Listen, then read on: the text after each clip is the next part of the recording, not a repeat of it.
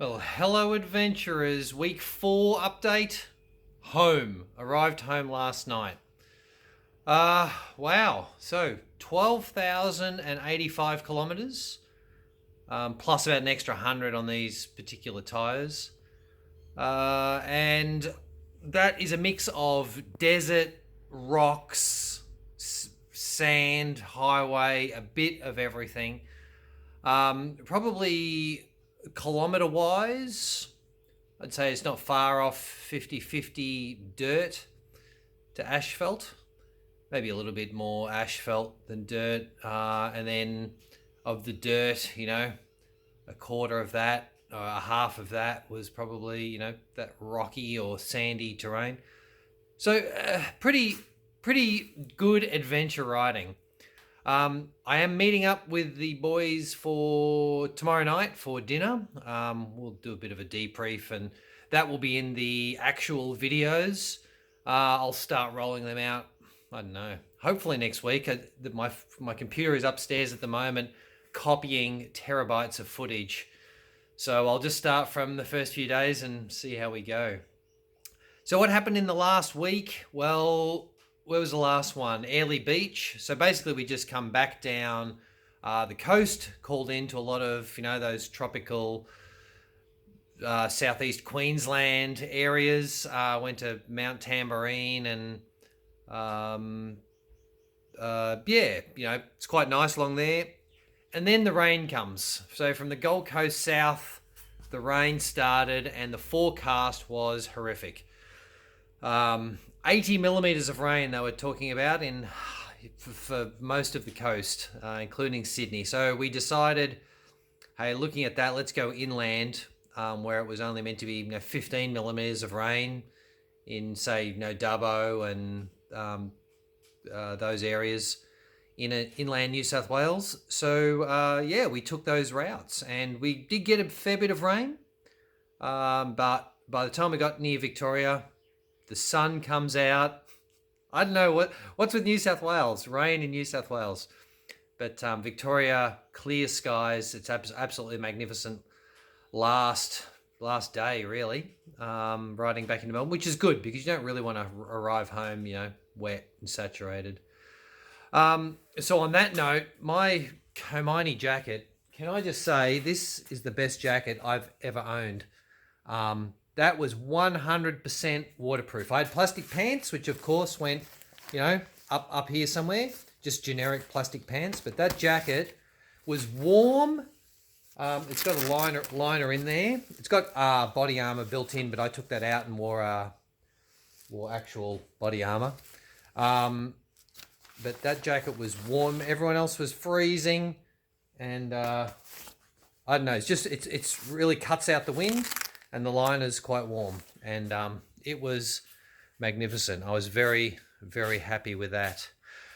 The trip was, we were helped out by, I contacted Motos and said, look, we're doing this trip, can you help us out with some tyres? We'll give a fair income review of the tyres. And they said yes. So we got their new Dual Venture front tyres for each of the 6 bikes, and I've done a proper comparison out on the road of how those tyres went across the different bikes, which is actually really interesting.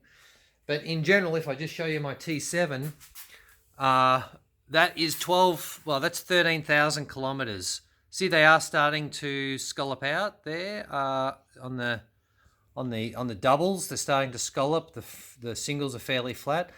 But these are reversible tyres. So right now, I probably will, maybe tomorrow or the next day, spin these around and start wearing them back in the other direction and see how they go. So they're pretty good for, 12,500 kilometres. I was impressed. I'm pretty happy. I think I said in my previous video, on the asphalt, they handled really well. On rocks and gravel and that, the pretty fair income good, as good as any. On the soft, deep sand, we had to run really low pressures to get them to handle. And even at really low pressures, when I say really low, like 20 psi, even at 20 psi, In fact, I think I had mine down a bit lower, even 15. But they get a bit washy. You don't have those big motocross knobs sticking out the side, so you do run out of grip. But generally, as far as an adventure tire goes, pretty happy. I really can't complain. The rears at 12,000 Ks are just about slicks, but we'll talk about that later.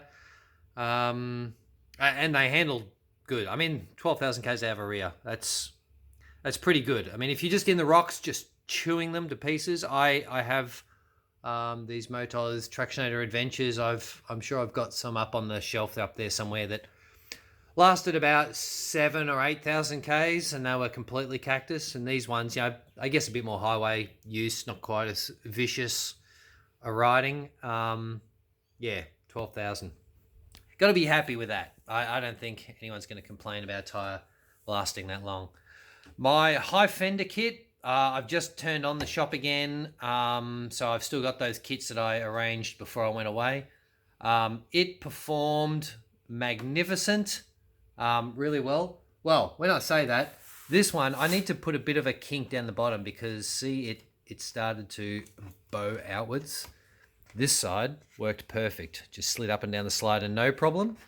This side, I just need to put a bit of a twist back in here to get that to go straight. Otherwise, on some of the big hits, it did want to go outwards, and I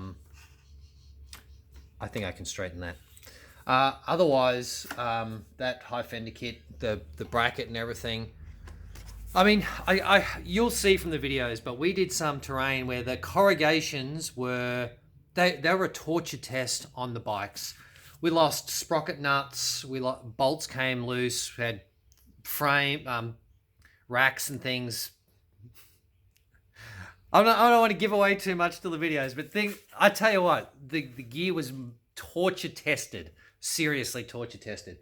Things came apart, but this T7, absolutely brilliant. I mean, I did Loctite everything before I left, and everything went perfectly well. What can I say? I lost a little dial off this camera mount, the little nut.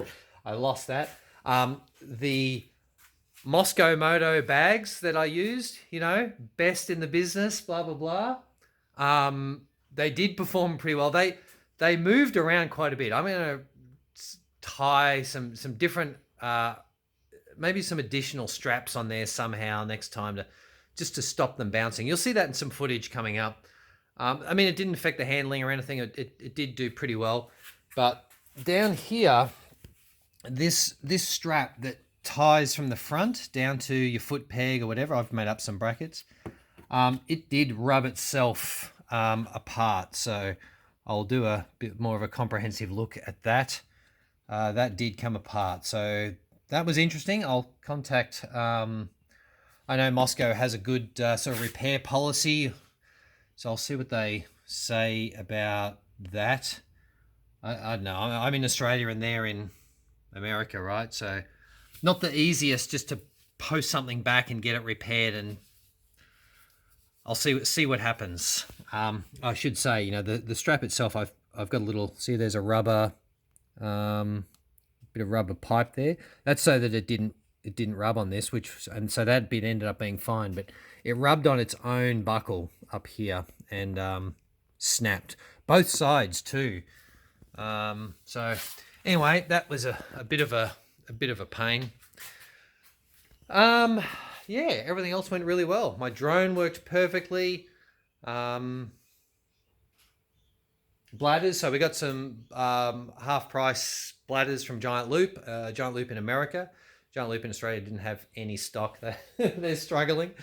But yeah, these bladders, I mean, they're really essential on a trip like this. So yeah, they did well. I did manage to poke a hole in one with a stick, but what can you do? Things are going to happen. Yeah, so we're back home. Videos will start next week. Yeah, hopefully you enjoyed the updates, and you're looking forward to the actual footage. So yeah, if you are interested in that high fender kit or the little mount bracket I've got up here, which also worked absolutely flawlessly. I could read my speedo; it didn't wobble around so much. They're both for sale on my shop. Actually, I haven't got any of them made at the moment, but I'll have to get some made. But if I sell a few, I'll make some more. Yeah, high fender kit is on there, and just go to the shop in the description below. And yeah, make sure you subscribe to see all these upcoming videos. I've been reviewing some of the footage as I copy it off the cameras. There's some cool stuff in there, some cool stuff. So it should be good. Okay, thanks. See you soon. Oh, and to you boys that are watching this video today, looking forward to see you all again for dinner tomorrow. Cheers.